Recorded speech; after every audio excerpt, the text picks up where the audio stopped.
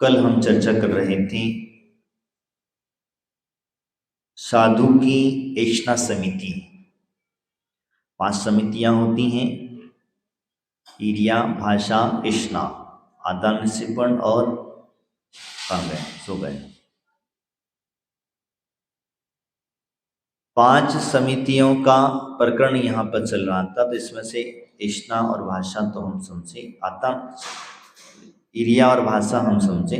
एषणा समिति का यहाँ प्रकरण चल रहा था और एषणा समिति जो है वो कहती है कि 46 दोषों से रहित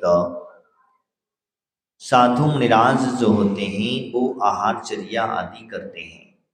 40 देशों के अंदर गए, वहीं उन्होंने उद्गम के 16, उत्पाद के 16, एषणा के 10 और संयोजन, प्रमाण, इंगला, धूम्र, इसे मिलकर के 4, ये सब मिलकर के होती 40 दोष। और साथ में उनकी 32 अंतरायों को टाल करके, सबसे बड़ी बात कही है 32 अंतरायों को टाल करके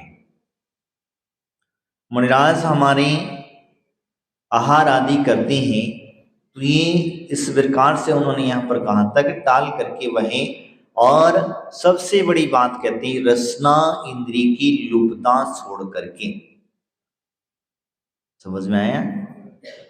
रसना इंद्रिय की लुप्तता छोड़ करके वहीं हमारे मुनिराज इस आहार आदि चर्या को करते हैं। वो क्यों करते, किस लिए करते हैं? तो कहते हैं कि उनका अभिप्राय सिर्फ शरीर को हष्ट पुष्ट करने का नहीं होता, उनका अभिप्राय मात्र जो है वह शरीर को चलाना है, इसलिए भोजन देना है। किस लिए देना है? शरीर चल सके उसलिए उनको इस तरीके से। तो हम चलकर चर्चा कर रहे थे औद्देशिक आहार, उद्गम दोष के अंतर्गत आता है 16। उद्गम दोष जो है वो श्रावक के अंतर्गत होते हैं, श्रावक के निमित्त से होते हैं। और जब श्रावक के निमित्त से साधु की चर्या में दोषारोपण लगता है तो वह चर्या पूरी डगमगा जाती है, इसीलिए कहा जाता है। तो उद्गम दोष जो है, उद्गम दोष के अंतर्गत उद्देशिक आहार जिसमें कहा जाता है कि साधु आदि को निमित्त करके, या कोई पाखंडी साधु आदि आते हैं उनके से निमित्त करके, उनके निमित्त करके अगर जो व्यक्ति आहार आदि बनाता है या आहार आदि देता है उनके निमित्त से, तो वह उद्देशिक आहार होता है। जैसे गांव में साधु आए और गांव में साधु आने के पश्चात आपने चौका लगाया, गांव में साधु आने के पश्चात आपने चौका लगाया। अब चौका लगाया तो ये उद्देशिक आहार है। साधु के निमित्त चौका लगाया है, समझ में आ रहा है? साधु के निमित्त आप लोगों ने चौका लगाया है। तो बोले क्या करें? तो कहते चौका जो होता है, भोजन जो होता है, वो साधु के निमित्त नहीं बनाया जाता है, वो भोजन तो स्वयं के लिए बनाया जाता है। और अगर उसमें भी अगर मुनिराज पहुंच जाते हैं, पड़घान आदि करके कर लेते हैं, तो वह आपका सोने पे सुहागा। मुनिराज अगर पहुंच जाते हैं, पड़घान हो जाता है, विधि मिल जाती है, तो सोने पे सुहागा है। तो इसीलिए हमारे आचार्यों ने कहा ये श्रावक के निमित्त हैं। और हम इसलिए कल भी कह रहे थे कि हमें हमेशा अपने घरों में शुद्ध भोजन करना चाहिए। क्या करना चाहिए? शुद्ध भोजन करना चाहिए। अब हमारे पास में घरों में क्या करें, शुद्ध भोजन की परंपराएं खत्म कर दी। पहले हमारे बुजुर्ग लोग हुआ करते थे, वो जैसे ही 40-45 के ऊपर हुए, वैसे तो उनका तो 20-25 साल से ही करो, जैसे जैसे साधुओं को आने, जैसे ही 40-45 के ऊपर हुए, उनका सिर्फ इतना ही काम था, घर में शुद्ध भोजन खाते थे। वो क्या करते थे, व्रत नियम ले लेते थे। किसी ने प्रतिमा ले ली, किसी ने आजीवन ब्रह्मचर्य व्रत ले लिया, किसी ने साधु राजों को मुनिराजों को जब गांव में ही आहार उनका परिधान आदि करके ही भोजन करते थे।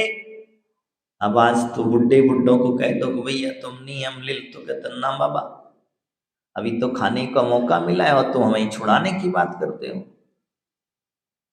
अभी तक बचपन में थे तो खेल कूद में घुमा दिया, जवानी आई तो कमाने में घुमा दिया, अब बुढ़ापे में खाने का समय आया तुम का तो त्याग करो, तो कैसे काम चलेगा। नहीं भैया, हमारे यहाँ कहते हैं जितना जितना उम्र बढ़ती चली जाए, क्योंकि ये दांत हैं, धीरे धीरे करके अपना शरीर शिथिल होता चला जाता है, इंद्रियां कमजोर पड़ती चली जाती हैं, और इंद्रियां कमजोर पड़े उसके पहले त्याग कर लेना। समझ में आया? इंद्रियां शिथिल पड़ने के पहले ही त्याग कर लेना, वो त्याग का फल आपको अनंत गुणा फल प्राप्त हो जाएगा। और जब इंद्रियां शिथिल पड़ जाएं और फिर आप त्याग करोगे, इंद्रियां शिथिल पड़ जाएं, जैसे व्यक्ति में मुख में दांत नहीं है और वो अगर उससे कहा जाए कि भैया तो तुम त्याग करो, तो वो कहता है महाराज चने चबाने का त्याग। क्या हुआ?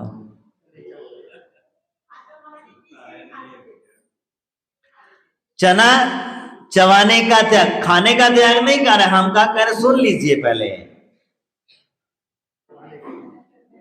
हम खाने की बात नहीं, हम क्या कह रहा है वो आदमी व्यक्ति देखिए क्या कह रहा है। महाराज जी ने कहा त्याग करो, महाराज पीछे पड़ गए, अब क्या करें? तो कहते ठीक है महाराज तुमने कह ही रहे हो तो हमारा चना चबाने का गए काम से। कहते हैं पद्म पुराण के अंदर में एक सुंदर दृष्टांत मिला, आप लोग शायद इस विषय पर चिंतन किए कि नहीं, अभी मुझे याद आया, बड़ा चिंतन याद आया अचानक से, कि जब अनंत केवली मुनिराज को केवल ज्ञान हुआ और रावण आदि पूरा परिवार के साथ विभीषण कुंभकर्ण आदि जो थे वो सारे के सारे वहां पर उसके सम्मोषण में पहुंचे, रास्ते जा रहे थे, तो जाते जहां पहुंचे, पहुंचने के बाद में भगवान का उपदेश हुआ, केवली का उपदेश हुआ। उपदेश होने के पश्चात सबने सुना, सारा धर्म का प्रकरण सुना, बहुत सुंदर उन्होंने आचार्य भगवान ने जो है उसका प्रकरण बताया, सबको त्याग की महिमा बताई, सब कुछ बताया। उन्होंने बताने के बाद में अब होता ये है कि विभीषण ने नियम ले लिया, कुंभकर्ण ने नियम ले लिया, और भी जितने भी वहां पर जो उन्होंने सबने अपना अपना नियम ले लिया। रावण सबके नियम देख रहा था, तो वो नियम जब देख रहा था, देखते समय वहां पर एक मुनिराज वहां विराजमान थे। उन मुनिराज ने रावण से कहा कि भैया तुम भी कोई नियम ले लो, इतने बड़े केवली के सम्मोषण में आप आए हो, अरहंत भगवान के सम्मोषण में आए हो, तो यहाँ का नियम आपको भव को तार देगा। कहते हैं ना जिसकी दुर्गति होना निश्चित होता है वो व्यक्ति कभी नियम नहीं ले सकता है। इस प्रकार से जो कहते चना खाने का त्याग नहीं कर रहा, वो चना क्या चना खाने का त्याग नहीं कर रहा, वो चना चबाने का त्याग कर रहा है। तो वह भी ऐसे देखिए, जब रावण से कहा गया तो रावण मन में बहुत सोचा, बहुत विचार किया, बहुत कुछ कहा, लेकिन उसके नियम लेने के भाव नहीं हुए। तब कहते हैं मुनिराज ने बहुत संबोधन दिया, कहते हैं तब उसने कहा ठीक है, अब महाराज इतना जिद कर रहे हैं तो बोले मैं तो सुंदर हूं, प्रति नारायण हूं, और मुझे देख करके कौन स्त्री ना चाहेगी? क्या कौन स्त्री न चाहेगी? तब कहते हैं उन्होंने कह दिया कि जो स्त्री मुझे ना चाहेगी मैं उसका बलात्कार पूर्वक भोग नहीं करूंगा। ये नियम था उसका। क्या जो स्त्री मुझे नहीं चाहेगी मैं उसे बलात्कार पूर्वक भोग नहीं करूंगा, ये उसका नियम उन मुनिराज से लिया। केवली के समुसरण में ऐसा नियम लेकर के वो निकला और कहा, महाराज ने कहा ठीक है, कम से कम इतना नियम तो लिया। सीता का सील इसी नियम के वशीभूत होकर के बचा। सीता अयोध्या मतलब रावण की लंका के अंदर में इतने दिनों तक जो बची रही, इसका रीजन यही है। इसी नियम के अंतर्गत वो बची। तो बचने का कारण यही, तो मैंने आपसे जो कहा था तो वह नियम देखो, सबने नियम लिया। कुंभकर्ण ने नियम लिया, कुंभकर्णवती जो तो बिना मुनिराजों को आहार दिए बगैर भोजन नहीं। बोले तुम लोग कहते हैं बता बेचारे को इतना, कुंभकर्ण 6 महीने सोते थे, 6 महीने। अरे बिना भगवान की भक्ति करे, भगवान की स्तुति करे, मुनिराज आदियों को आहार दिए बगैर, कर पड़गान किए बगैर वो भोजन नहीं करते थे। हम लोगों ने इस तरीके से मानते, आप लोग भी वही मानते हो। आज नई जनरेशन है वो तो वही चीज मानती है। मेरा कहने का तात्पर्य विभीषण जो इतना साधु पुरुष था, विभीषण जो है इतना साधु पुरुष था, उसके विचार, उसने अपने जीवन में एक गलती करी और उस एक गलती का उन्हें इतना पश्चाताप हुआ। एक गलती कौन सी, अब मैं बताता हूं, सीता की नहीं। उन्होंने एक गलती करी अपने जीवन में, वो दशरथ की और जनक की मृत्यु का भाग, मतलब जब उसमें कहते हैं राजा जनक और राजा दशरथ को जब निमित्त बना रावण की भक्ति के वशीभूत होकर के, तो उसने राजा जनक और के जो प्रावधान बनाया, तो जो कहा गया कि जैसे सामने सामंतों को भेजा गया क्या करें, लेकिन कहते हैं कि नारद ने जाकर के जनक को और दशरथ को बता दिया था कि तुम्हारे निमित्त से जो है रावण का भाई तुम्हें मारने वाला है, तो तुम छुप जाओ। तो उसके मंत्री ने क्या किया, एक सुंदर सा उन्हीं का खूब पुतला बनवाया। क्या करा, मैं आपको जो बता रहा हूं इसको समझ के लेना थोड़ा सा। उसने खूब पुतला बनवाया और पुतला बनवाने के पश्चात जो है 7वें खंड पर स्थापित कर दिया। कितने, 7वें खंड पर उसको स्थापित किया। और 7वें खंड पर स्थापित किया तो नीचे से देखने वाला व्यक्ति तो यही कहता था, ये राजा दशरथ और कनक ही बैठे, कोई बीमारी के कारण वशात इन्हें ऊपर से नीचे नहीं किसी से मिलने नहीं दिया। सिर्फ जो बनाने वाला और जो मंत्री था उसे ही पता था। जैन सिद्धांत कहता, मैं तो जैन बात कह रहा हूं, क्योंकि हम लोग कभी कभी बहुत भ्रमित हो जाते हैं। तो अब क्या हुआ, तो वहां विद्याधर आया। विद्याधर ने देखा कि वहां तो ऊपर जाना मुश्किल है, तब विभीषण ने उस विद्याधर को, या विभीषण जो कहते हैं कि आदेश दिया, और वो उसकी गर्दन क्या करा, काट दी। और विभीषण दूर से देख रहा था। ये सारा कृत्य को रचने वाला कौन था, विभीषण था।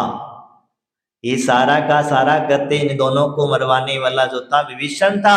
भाई के मोह में मोहित होकर के, और दोनों को ले जाकर के समुद्र में उनका सिर फेंक दिया गया। उन्होंने क्या पता इसमें क्या भरा, लाख भरा कि क्या भरा, तो उन्हें लगा खून नहीं, बस नजदीक से किसी ने नहीं देखा, बस उसने कहा वो जाकर ले जाकर सीधा कहां पटका, समुद्र में फेंक दिया गया। दोनों के सिर ले जाकर के रानी में महल का तहल मच गया। अरे हमारे पति मार दिया गया, शिक्षा खादी आदि जो है दोनों जगह बहुत रुदन हुआ, चिल्ला। जब तक विभीषण वहां से चला गया, फिर मंत्री ने धीरे से समझाया, वो सारा का सारा घटना वही की वैसा। तो मैं आपसे जो कह रहा, तो जो दोनों को मृत्यु दंड दिया गया था, मारा गया, धोखे से मारा गया था, उस धोखे के मारने के पश्चात उसने शांति कर्म करवाया, यानी शांति विधान आदि जो भी है, भगवान की भक्ति स्तुति आदि। और उसने मन में इतनी गिलानी बैठ गई, इतनी गिलानी बैठ गई कि देखो मैंने एक भाई के मुंह के चक्कर में एक निर्जीव, मतलब जो भूमि गोचरी जीव है, इनकी हत्या कर दी, हत्या करवा दी एक भाई के। क्योंकि हम कहां विद्याधर और कहां भूमि गोचरी, कहां विद्याधर और कहा भूमि गोश्री। भूमि गोश्री बेचारे कहाँ लंका में आने वाले थे, बेचारे निर्दयी जीव थे। तो इसीलिए युद्ध का एक नियम होता है, कभी स्त्री के ऊपर तलवार नहीं चलाई जाती है। जो क्षत्रिय होगा वो व्यक्ति कभी भी, ध्यान रखना, स्त्री के ऊपर कभी भी इस प्रकार का तलवार आदि नहीं चलाएगा। बालक है, बच्चा है, उसके ऊपर कभी तलवार नहीं चलाएगा। और उनकी विशेषता और मैं आपसे, जो व्यक्ति जब तक उनके ऊपर मतलब पहले बाण नहीं छोड़ेगा तब तक उनकी वह यानी कि वो तक वही नीति उनकी, जो पहले की युद्ध नीतियां आती हुआ कि अवला आदि हुआ करती थी उनके ऊपर, तो इस प्रकार से उन्होंने कहा देखो बेचारे भूमि गोचरी, तो वो विद्याधर उनको अबला ही मानते थे, मतलब एक तरीके से अल्प मानते थे, इनके पास कोई विद्याएं तो है नहीं है। तो उसका पश्चाताप जिंदगी उन्हें हमेशा रहा कि मैंने कितना बड़ा अनर्थ कर दिया, कितना बड़ा अनर्थ कर दिया। और उनके अंदर पश्चाताप की वह ज्वाला जलती रही, इसीलिए वो भगवान की भक्ति आराधना करते रहे। क्या करते रहे? भक्ति आराधना आदि करते रहे। और वो भक्ति दोनों इसीलिए कहा जाता था, रावण के चित्र भवन के अंदर में चित्रालय जो है शांतिनाथ भगवान का था, कुंभकर्ण के चित्रालय में, उनके जो महल के अंदर में चित्रालय था, और विभीषण के महल में भी चित्रालय था, और वो भी बड़ा सुंदर चित्रालय था। इस रावण का जो कहते हैं आप लोगों का अच्छी तरीके, इतना सुंदर चित्रालय था कि दीवारें जो थी वो बिल्कुल स्फटिक मणि की थी, जगदार गलती से अगर आदमी घुस जाए तो सिर फोड़ देते। देखने में क्या समझ है? तो मैं आपसे जो चर्चा कर रहा था, तो इसी कहने के एक छोटा सा एक उदाहरण होता है, हिंसा का दोष उनके जीवन में बना और अंदर से गिलानी हुई, और वो गिलानी आगे चल करके रामचंद्र जी के फेवर में उसे खड़ा कर दिया। क्या किया? रामचंद्र जी के जो फेवर में खड़ा किया, भाई को समझ आया। समझाने के पीछे यही रीजन था कि भैया सीता को लौटा दो, ये अच्छा नहीं है, पर नारी के कारण सारा का सारा वैभव जल करके राख हो जाएगा, लेकिन जिसकी होनी थी वो क्या करेगा? इसमें कहेंगे मैं आपसे जो चर्चा कर रहा था उद्देश्य आहार, तो हम साधु को निमित्त लेकर के, मेरे बात को समझना, मैं जो कह रहा था, साधु को निमित्त लेकर के कभी भी आहार नहीं बनाना चाहिए, कभी भी चौका नहीं लगाना चाहिए। चौका हमारा हुआ है, क्या होना चाहिए? किसके लिए होना चाहिए? आपके स्वयं के लिए होना चाहिए। वो तो भोजन है, और उस भोजन में से अगर साधु को भी अगर हम दान, जैसे कहते हैं अगर कोई घर पे बेचारा अतिथि आ जाए भोजन करते समय, तो हम पहले उसके लिए निकालते हैं। अब तो क्या जमाना, कहाँ बचा है, पहले हम खा लें, बाद में तुमको खिलाएंगे। पहले उसे भोजन कराया जाता था, तत्पश्चात वह स्वयं भोजन करता था, और उसमें से मिल बांट के खिला, तब ये ठीक है, बनाया तो हमने अपने लिए। तो इस प्रकार से मैंने कहा उद्देश्य का समझ में आ चुका होगा, मुझे ज्यादा विश्लेषण करने की आवश्यकता नहीं है, क्योंकि उद्देश्य का आहार सिर्फ इतना ही मैंने आपसे कहा, क्योंकि इस उद्देश्य का आहार को श्रावक के निमित्त होता है, और श्रावकों ने अपना कर्तव्य करना चाहिए, मैंने इसलिए कहा। तो अब कहीं ऐसी व्यवस्था बनती, तो मैंने कल जैसे कहा था कि अगर कहीं आपके घर में जगह नहीं है, मंदिर आदि में जगह होती है, तो आप मंदिर आदि में चौका लगा सकते हैं, लेकिन वो चौका के मालिक आप होना चाहिए, चौका अपना होना चाहिए, और आप उस चौके में स्वयं द्रव्य लेकर के, स्वयं के द्रव्य से, और स्वयं ने आकर के वहां भोजन बनाना चाहिए, और वो भोजन स्वयं भी करना चाहिए। साधु आया तो ठीक, नहीं आया तो कई कई क्षेत्रों पे जाकर के लोग चौका लगाते हैं, जैसे आचार्य विद्यासागर जी महाराज हैं, आज वर्तमान सागर जी महाराज, कई और ऐसे साधु हैं जिन्होंने संघों में जाकर के चौका जा करके लगाते, तो वो अपना द्रव्य लेकर के जाते हैं, वहां जाकर चौका लगाते। ठीक है, इसमें कोई दो राय नहीं है, निराज है, अपनी विधियां आदि लेकर के जाते हैं, तो ठीक है, तो इसमें कोई दोष नहीं है, उसमें उद्देश्य का दोष नहीं है। लेकिन अगर हाँ, अगर एक ही चौका लगा है और 4 महाराज है, 6 महाराज अगर आए हैं, और आपने मुनिराज को निमित्त लेकर के चौका लगाया है, तो फिर उद्देश्य दोष लगेगा। समझ में आया? तो उद्देश्य दोष के भागीदारी तुम्हारे निमित्त से मुनिराज को होना पड़ता है। अभी क्या अध्याधि कहते हैं आहार को मुनिराज को आता देख करके, जैसे आपको पता चला गांव में मुनिराज आ रहे हैं, अब आपके घर में आपने भोजन बनाया, और भोजन बनाया, चलो एक काम करो जल्दी जल्दी इसमें चावल और मिला दो, इसमें थोड़ा सा आटा मिला दो, फिर इसमें दाल में पानी डाल दो, आधी आधी बढ़ा करके उसमें बढ़ा दिया गया। कच्चे में पक्का, पक्के में कच्चा। अब पता नहीं कौन सा कच्चा रहा कौन सा पक्का रहा। तो इसका नाम होता है अध्यायधी, यानी कि साधुओं को आता देख करके पके हुए चावल में और अधिक चावल आदि, यानी कि उदाहरण के तौर पर उन्होंने बताया। तो जो आपका पका हुआ भोजन है उस भोजन में और भी आपने नया कच्चा भोजन मिला दिया, ये भी एक प्रकार का दोष है,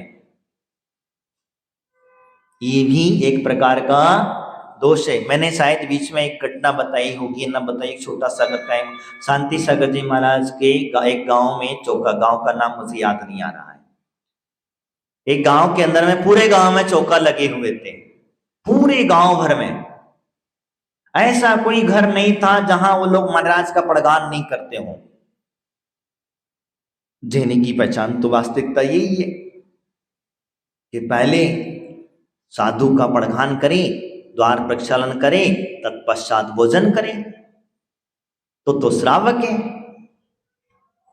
वो पूरे गांव में जब मुनिराज का चतुर्मास हुआ, पूरे गांव में घर घर शुद्ध भोजन बनता था, और वही काम करते थे। खेती किसानी करने वाले लोग थे बेचारे, कोई से तुम्हारे जैसे करोड़पति धनपति नहीं थे, बनिया आदमी नहीं। कर्नाटक साइड और महाराष्ट्र के बॉर्डर पर जो है वो तो बेचारे खेती किसानी करने वाले लोग थे। अब उनके घर में क्या था, वो शुद्ध भोजन करते थे। क्या करते थे, वो शुद्ध भोजन करते थे। तुम्हारे जैसे व्यापारी नहीं थे, बड़े करोड़पति नहीं थे, बेचारे गरीब अपने। तो उनके घर में बस क्या बनता था, एक सब्जी, एक दाल, एक दूध। बड़े उधर तो दूध ज्यादा होता था, गाय के घर की गाय वैसे रहा करती थी, बस जो भी कुछ बनता था इस प्रकार का बना करके रोज अपने देख द्वार प्रक्षालन जरूर कर। अब महाराज एक दिन क्या होगा, बड़ा अटपटा नियम लेके निकल गए। अटपटा नियम, महाराज तो अटपटे नियम लेके निकलते थे, वो तो उन्हें कोई लेना देना नहीं था। तो कहते हैं उस दिन वह है सब लोग पढ़ा रहे, तो जो एक श्रावक बेचारा गरीब था, गरीब परिवार रहने की वजह से वो कभी बनाता शुद्ध भोजन था, घर में बनता शुद्ध था। अब घर में व्यक्ति दो ही व्यक्ति थे, पति पत्नी, और वही दोनों, तीसरा कोई था नहीं। तो महाराज के एक दिन जो है विधि ना मिल रही, अब मंदिर की तरफ जा रहे थे, जाते जाते संयोग बसा तो उसके घर में गरीब तो था ही, उसने एक मिट्टी का कलश उठाया, उसके ऊपर लगा, जो कुछ भी हो, जाकर के महाराज के क्या हिम्मत करके उसके अंदर से बाबा जाकर के महाराज को नमोस्तु नमोस्तु जैसे ही किया, और महाराज जाके सीधा उसके सामने खड़े हो गए। बताओ, महाराज सीधा जा, क्योंकि उस दिन उनका नियम था कि जो कोई व्यक्ति मुझे मिट्टी का कलश लेकर के प्रधान करेगा, मैं वही आहार करूंगा। अब बताओ, कहाँ सोने चांदी के रत्नों के इतने बड़े बड़े महाराज को कलश, सब कलश दिखा दिए उन्होंने, लेकिन कहाँ कलश, वो तो मिट्टी का कलश। अब बताओ, कोई मिट्टी का कलश लेके खड़ा होगा, विचार करेगा नहीं कर। लेकिन गरीब देख हालत देखो। अब उसके घर में बेचारे दो जने थे, पति पत्नी। आगे जो घटना बता रहा हूँ वो सुन लो मेरी बात को, क्योंकि ये जो मैं जो कह रहा हूँ, तो वो कहता कि अब क्या हो, पड़गान खड़े हो गए। अब दोनों व्यक्ति थी, अब दोनों व्यक्ति में कितनी रोटी बनेगी, ज्यादा ज्यादा 4-4 रोटी बनाएगा व्यक्ति, कितना खाएगा बता। बस समझते भाई, गरीब किसान, भाई 5-5 10 रोटी पकड़ लीजिए। अब उसी हिसाब से दाल चावल बना होगा, जो भी उसके घर में होगा बना होगा। महाराज ने जैसी डिब्बा देखा, कोई बात नहीं, बहुत सुंदर व्यवस्था। उन्होंने तो बस एक रोटी उसके हिस्से, 2 रोटी उसके हिस्से की खा ली, 2 रोटी इसकी खा ली, 4 रोटी खाए, और बाकी का जो भी दूध था उसमें आधा आधा। तुम लोग तो बड़े कंजूस आदमी, पूरा खिलाने की कोशिश करते हो। महाराज गारे इनका बस चले तो हम कहते वो कटोरी कटोरी धो धा के पिला दे महाराज को। सही कह रहा हूं मैं तो, धो धा के पिला दे महाराज को, महाराज पी लो, बस कैसे भी करके महाराज पी लो। अरे वो धो के भी पिला दे, लेकिन वहां ने हमारे मुनिदास होते हैं, ब्रह्मचर्या करते हैं। कैसी करते हैं, ब्रह्मचर्या। जैसे भौरा जो होता है, फूल को तकलीफ नहीं देते हुए भी उसकी सुगंध ले लेता है, अपने प्राण गंवा सकता है, लेकिन फूल को तकलीफ ना होता। आचार्य महाराज हमारे बहुत सरल स्वभावी थे। कहते हैं उन्होंने 2 रोटी कुछ आधा लोटा जो भी दूध होगा, 1 लोटा दूध होगा तो आधा पी लिया, थोड़ी बहुत दाल चावल जो भी खाए आधा आधा सब दोनों के, क्योंकि दोनों भी भूखे नहीं रहना चाहिए। मैं सारा खा जाऊंगा तो ये क्या करेंगे बेचारे। घर में क्यों 2 ही आदमी है, तीसरा आदमी कोई है नहीं है, और उनके तो दूसरा कोई व्यक्ति कहीं दूसरे जगह, तो कहते हैं बस जैसे ही उनका आहार हुआ वो खा करके बढ़िया अपने मस्त चले गए। तो मेरा कहने का तात्पर्य, आगे बहुत लंबी घटना है, मैं इसलिए इसके छोट में करता हूँ। उस दिन महाराज जी ने जब सामायिक पर बैठे, और कहते हैं कि जब सामायिक पर बैठने के बाद में एक पूरा दिन हो गया, सुबह हो गई, सुबह का संध्या का सुबह हो गया, और सब जब घटना घटी तो सुबह जाकर के जब महाराज का ध्यान टूटा, जब प्रवचन आदि सुबह के टाइम में, तब महाराज कहते आज आनंद जो आया ही वो कभी रस ना मिला हमें। बस इतने शब्द उन्होंने कहे। आज जैसा आनंद वास्तविकता अभी तक हमें प्राप्त नहीं हुआ। वो कहते इतनी सी समात्र शब्द कहते ही वास्तविकता में, कहते क्या खा तुम लोग, तो उसके ऊपर चढ़ बैठे थे बेचारे, वो गरीब के ऊपर बैठे थे, तुमने क्या खिलाया महाराज को, तुमने क्या खिलाया महाराज को, तो किधर खुले नहीं कहा है। तो इसीलिए मैं आपसे कहना चाहता हूं, तो इसीलिए हमेशा हमेशा हमारे मुनिराजों को अपने घरों में पड़गान करें, अपने दरवाजे पर पड़गान करें। अपने घरों में पड़गान करने का उद्देश्य और दे ही मैंने कहा, तो कभी भी मुनिराजों को आते हुए देख करके अगर पता चल जाए कि महाराज आ रहे हैं तो बढ़ाने की कोशिश, मैं इसको कहने का मतलब मेरा ये था कि उसमें थोड़ा सा पानी मिला दें, थोड़ा सा ये मिला दें, थोड़ा सा ये भी डाल दो, फटाफट लाए इधर से ये भी ले लो, नहीं, जो है तुम्हारे पास जितना है उतना, ज्यादा के चक्कर न पड़ो। तुम ज्यादा के चक्कर में पड़ते हो, इसी वजह से चौका लगाने से कतराते हो। तुम घर में ये समझ लो 10 मेंबर हैं तो 10 मेंबर का ही भोजन बनाओ, 11वें का मत बनाओ। समझ में आ रहे? 10 मेंबर हैं तो 10 ही मेंबरों का भोजन बनाओ, लेकिन उस भोजन को शुद्ध बनाओ और द्वार प्रक्षालन करो। और द्वार प्रक्षालन करने से जो पुण्य का संचय होता है वो पुण्य वास्तविकता में, कहते हैं आप अपने पुण्य को ऐसे ही पानी में गवा दे रहे हो, पानी में व्यर्थ गवा दे रहे हो, क्योंकि ये फ्री का पुण्य है, इसमें कोई मेहनत नहीं करना पड़ती है।